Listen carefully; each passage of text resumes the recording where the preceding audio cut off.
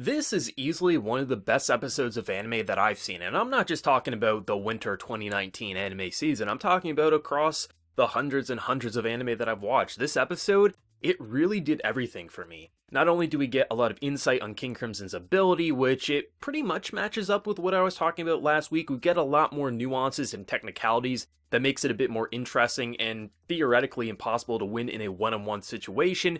We learn why the boss wants to kill his daughter, because essentially he can tell just by first glance that there is a connection, so if she can tell the same thing, his identity would be revealed and everything that he's been building up would be lost. So you get to understand that it's more than just he doesn't want to see or pay child support for his daughter, it's that she could literally spoil his identity if she crosses him in the street or something like that. But the end scene with the whole separation slash not separation except for Fugo, this episode, it stuns me. 21 weeks and there hasn't been a dip, not only just visually, but also the script for JoJo's Bizarre Adventure Golden Wind. This episode was incredible. I was actually surprised last week because when I uploaded the review for episode 20 last week, I was assuming that my assumption on this ability would be very off and I'd have people call me an idiot being like, no, you're completely wrong. But I had quite a few saying that's actually a pretty good explanation for being an anime original. And this week's episode, it really showcases this erasing time ability even more.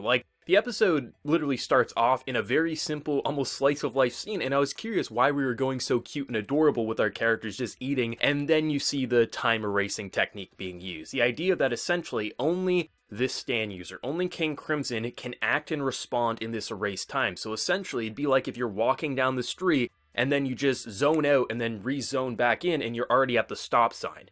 You don't remember walking down that street for those brief 5 or 10 or 15 seconds, however long the time actually is, but you did walk. King Crimson, on the other hand, he's responsive in that time and can make decisions and re-navigate. However, like we see in this episode, if there's 6 stand users, there's no way that he can respond quickly enough to be able to respond to that many. So in a one-on-one or maybe even a 1v2, 1v3 situation, this stand is essentially indestructible, but if there's enough people around, it makes it a bit more easy to navigate this seemingly impossible stand. An incredibly interesting stand. This is easily my favorite stand in JoJo's Bizarre Adventure, mainly because it has a very creepy and disturbing look, but the way they detail his power, I've read, and I could be mistaken, this could just be some fan speculating. I mean, in JoJo love to say things just random nonsense that isn't true. I had one person last week say that the manga author doesn't understand how King Crimson's ability works. Completely BS, I know, but still, people do like to pass off misinformation, so this could be mistaken, but I heard that the reason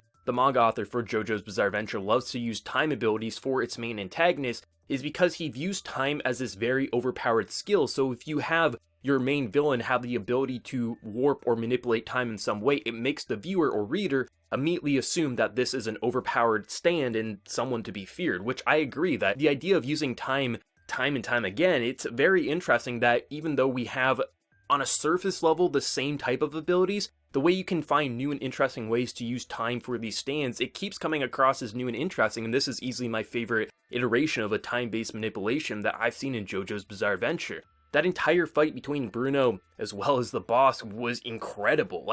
The way they were kind of visualizing the slow-mo, almost like you could see how King Crimson was responding and moving around these punches, and then you'd see Bruno doing these things, he literally attached the zipper to trap him inside his chest. There was so many cool outplaying maneuvers, but essentially it's not that he can predict the future, it's more that he can see X amount of time into the future and respond accordingly. So if you throw a punch or shoot him in the head, he can respond and most likely navigate that situation. And the only reason he was able to outplay the boss is because he wasn't aiming for the boss, he was aiming for something else to pull him out. So if he can't predict his movements anymore, it essentially lets him kind of go away to safety. There was so many interesting things at play, and if it wasn't detailed as well as it was with the visuals, I think it would be a lot more confusing what happened in this fight. But when you really get to see the slow-mo and almost you see him in space almost to see his perspective of what's happening in this erased time, the character are going to respond as they would if they were completely focused, but when they snap to, they're going to forget exactly what happened because that time for them was erased from their mind. But the boss, on the other hand,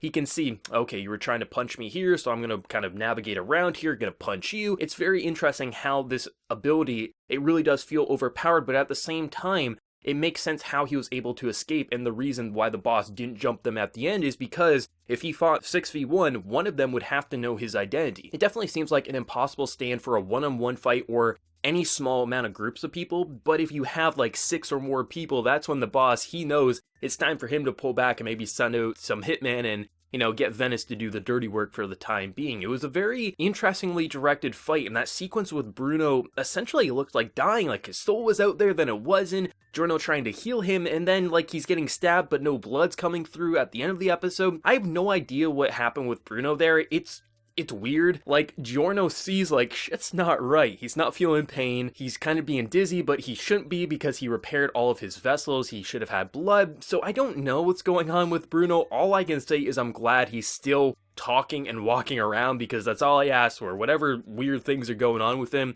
that's just an extra layer. At least we still have him going into the third core, so that makes me happy. But the end sequence there was really interesting. You know, I'm sure Fugo's gonna get some shit from the community for not going with him, but I like how Bruno immediately says, like, this is my plan. You do not have to follow me. I understand if you don't follow me. This is stupid. And he does kind of navigate it a little differently, saying, like, the reason he's betraying the boss is because of Trish, but really he was ready to betray the boss far earlier. But if he would have said that, I don't think he would have had any support. So I do understand why he went that direction, but the kind of build-up, like, I honestly believe that maybe only 1 or 2 would have went with him, because it was looking like everyone was like, this is ridiculous. Like, you can't betray the boss. Like, even though Bruno is kind of their master, their kind of mentor, still, at the end of the day, this is what they've known. The organization is their home, so to hear such betrayal, like, just for a girl that they just met, you understand why people like Fugo were like, what is wrong with you? Like, this is the dumbest thing imaginable. You're going to get killed for someone we don't even know. We've known her for a day or two. Like, why are you doing this? So I don't even blame the guy, and I actually think it's an interesting narrative move to kind of remove him from the cast if we'll see him again, or if he's just going to be gone. I think that's an interesting move that not a lot of authors would go around, because removing characters for a really believable and human reason, potentially making the reader or watcher hate that character for doing a very realistic outcome, it's something you don't get to see too often. I think just the build-up and the reveal to them kind of slowly getting inside the boat, and then just seeing that swimming sequence where you're just like, okay, we lost 2 characters, nope, we only lost 1. That was a really emotionally gripping scene. This episode was so cool because you get a really interesting detailed breakdown of how this stand works. You get to see death / not death, maybe death, I don't know what the hell we saw with Bruno, but that was intense. And the whole idea that it really felt like maybe Giorno would get whacked because the boss was creeping up there, he was getting in the distance that his ability would work, and then it was kind of this kind of safe reveal, and we're like, okay, all the characters are here, we know the boss can't take 6v1, maybe he could, but it's a little bit of a risk when he wants to keep his identity kind of on the down low. And then that end scene, this is easily one of my favorite episodes of anime because it hit all the notes. Hype action with well-detailed, thought-out reasoning behind these moves. You look at most battle anime, they don't give this type of detail. It's just punch a bunch of things and then call it a day, or throw a big energy ball, something like that. This actually has the technicalities to explain how this thing, yes, realistically in our world, we can't erase time, we can't do things like this, but in the world of JoJo with stands, this makes logical sense to me. It absolutely makes sense. They detailed it well, not only just with, you know, the stand user actually explaining how it was working in the erased time, but they visually showed you how things were working. You start off the episode seeing glitches where you're just like, hey, Giorno, hand me this water, and then the next frame, the water's already in his hand. It explains that the actions still happen, they just don't remember. Whereas with the stand user, we see how he navigates. They hit all the right notes to properly explain this stand's ability. It makes it frightening, it makes it cool, it makes it badass, and it makes you think, well, it was nice knowing you, Bruno. It really gave all that visuals, and I think they went in. David Production, you can tell the director of this part loves this part. I've heard nothing but, you know, he really loves this part of JoJo's Bizarre Adventure, so he really wanted to give it the time and care. Episodes like these really highlight just how much he must care, because he's making sure the animators are going in, properly detailing the movements in the kind of erase time to show you how his ability works from a visual level. Like, if they didn't explain this from just the dialogue, you could probably piece together what was happening just from the visuals because they detailed it so damn perfectly. Then with the extra explanation, it just kind of ties it up in a nice package. The fight alone was enough to make it a fantastic episode. Getting that weird Bruno scene which sets up future events, potentially I guess is how I'd say it, is great, but then that end scene was so emotional and well directed that even though I wish all the characters would have gotten on the boat,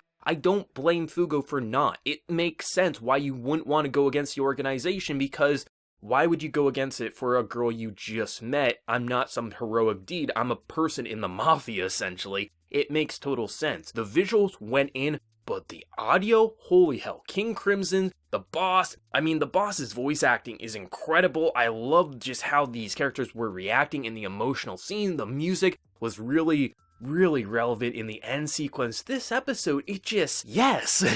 There's been a few episodes in this anime season that really took me by surprise, and I'm like, this is probably going to be my favorite episode of the season. This episode at the moment is my favorite. Granted, we still have another month of JoJo's Bizarre Adventure and other anime in the season that something could surpass it, but this really feels to me like one of my favorite episodes that I recall in anime. There's certain episodes that I keep in my mind even if it's been years since I last watched them. I think this episode is going to stand out because it did so many interesting things, really highlights the author's ability to write well-detailed and thought-out, overpowered mechanics, but still leave room to do interesting and creative things that you can't predict, but also allow for them to overcome it. I definitely can understand why the theme of fate is so relevant, because if you have a guy who can essentially predict movements in erased time, fate's gonna be needed probably to defeat this guy. It's just really interesting. There are so many things at play, and I think if you read the manga, you're not gonna be complaining. I can already assume the way they detailed this ability functioning in this fight, it has to be either meeting expectations or over-meeting expectations, because it was incredible. I can't wait to see where the future of JoJo's Bizarre Adventure is gonna go. It does seem like we're getting a recap next week, which I'm not complaining.